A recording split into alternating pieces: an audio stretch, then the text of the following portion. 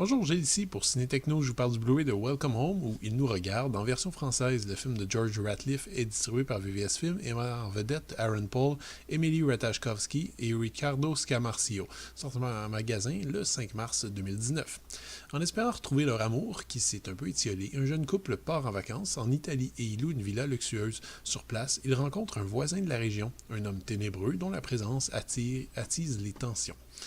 Il y a, je suppose, un certain public pour des films comme Welcome Home, descendant un petit peu faiblard des meilleurs films d'Alfred Hitchcock. Le film de George Ratliff propose 1 heure et demie de suspense léger, presque familial, si on nommait peut-être l'érotisme finalement assez prude qui fleure bon les direct to VHS des années 90.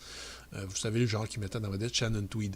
Il faut dire que l'offre a le mérite de ne pas viser trop haut. Le casting de second rôle, la mise en scène élégante mais simple et la musique vieillotte, presque ridicule, permet au spectateur de comprendre que le réalisateur n'est pas particulièrement ambitieux, qu'il comprend exactement le type de film qu'il réalise.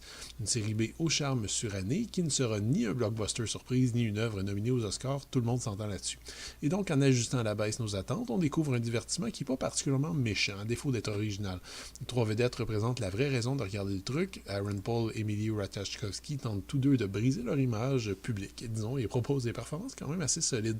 Riccardo Scamarcio force un peu la note, par contre, dans le genre étranger inquiétant, mais bon, ça ajoute encore à l'aspect caricatural de l'ensemble, parce que oui, malgré des allures de suspense usées à la Sliver avec Sharon Stone, j'ai cru déceler quelques éléments satiriques derrière tout ça. Bon, on n'est pas non plus chez Paul Verhoeven, mais justement cette caractérisation ultra typée du méchant, la surabondance d'écran et de téléphone dans toute l'histoire, et la dernière partie du film en entier, en fait, donne l'impression que le réalisateur a tenté du mieux qu'il le pouvait de faire virer le scénario vers une réelle comédie noire.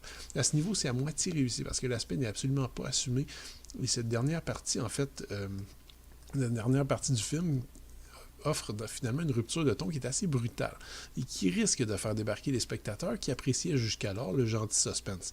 Autre point, le montage n'aide pas à la production et plusieurs scènes sont interrompues par des flashbacks plutôt confus qui laissent à penser qu'il y a une sous-histoire plus complète qui a possiblement été supprimée du montage final. Disons que dans l'état, ça fait pas très propre.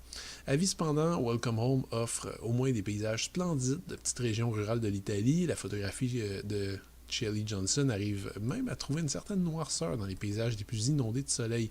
Disons que pour une modeste production, l'aspect visuel est non seulement bien géré, mais le cinéaste ne cède pas à la tentation si forte chez les réalisateurs de films à petit budget de baser leur mise en scène sur un aspect faux documentaire kinétique, bien souvent ennuyeux et laid.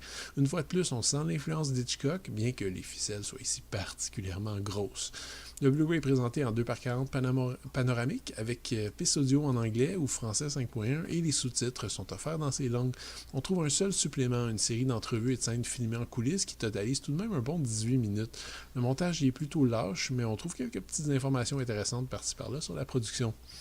Welcome Home ne casse pas des briques. Loin de là, sachez que le suspense est faible, le dénouement assez prévisible et le récit cousu de fil blanc. Maintenant que j'ai mis ça au clair, reste que c'est pas non plus un mauvais film, loin de là. Les interprètes s'en sortent très bien, le scénario ajoute parfois un petit second degré apprécié dans cette histoire qui est par ailleurs assez éculée. C'était Gilles, merci, bon visionnement.